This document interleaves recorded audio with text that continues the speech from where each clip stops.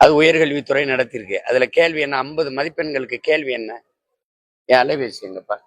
அலைபேசி இல்ல, அதுல என்ன கேள்வி நீங்க போய் பாருங்க. அதெல்லாம் என்ன? இல்லம் தேடி கல்வி, இதை பற்றி நீ ஒரு இதை எழுது. உன் கருத்து என்ன? நான் முதல்வன் திட்டம், அதை பற்றி கருத்து என்ன? எப்படி கலைஞரின் உதவித்தொகை, அதை பற்றி உங்க கருத்து என்ன?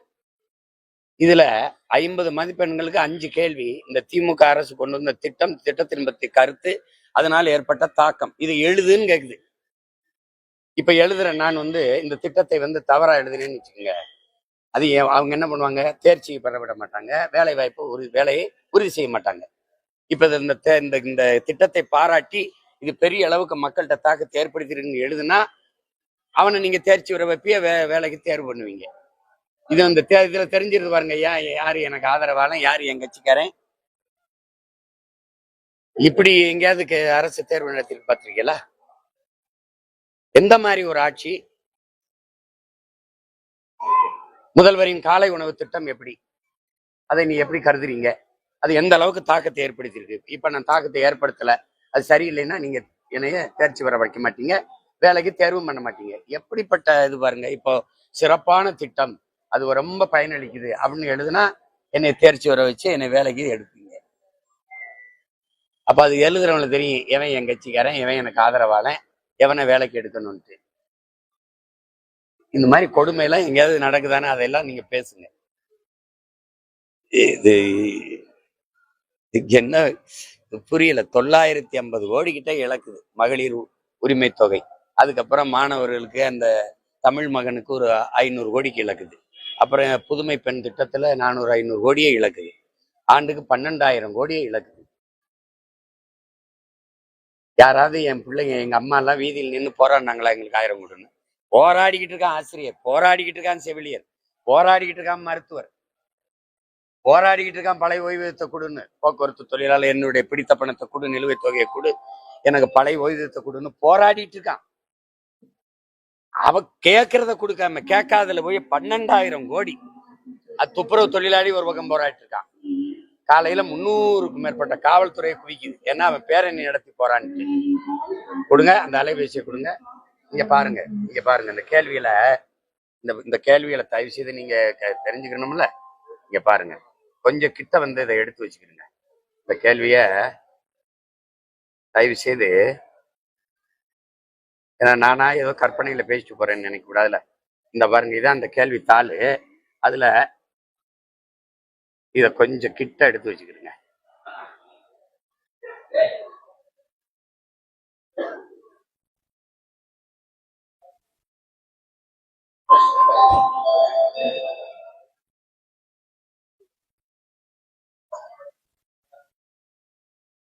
பாருங்க, இந்த கேள்வி பாருங்க.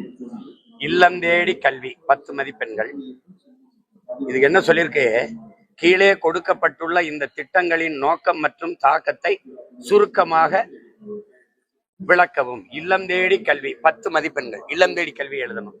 அப்புறம் நான் முதல்வன் திட்டம், முதலமைச்சரின் காலை உணவு திட்டம், அப்புறம் கலைஞர் மகளிர் உரிமை திட்டம், அப்புறம் முதல்வரின் காக்கும் கரங்கள். இதுக்கு 50 மதிப்பெண்கள். எவ்வளவு அறிவுபூர்வமான கேள்வி உதவி ஆசிரியர்களுக்கு பாத்துக்கிறீங்க. இதை ஆங்கிலத்துல கேட்டிருக்கு. ஆங்கிலம் எப்படி எழுதப்பட்டிருக்குன்னு மட்டும் பாரு ஐயா. திராவிடம் தமிழ் வழக்கு பங்க பாருங்க.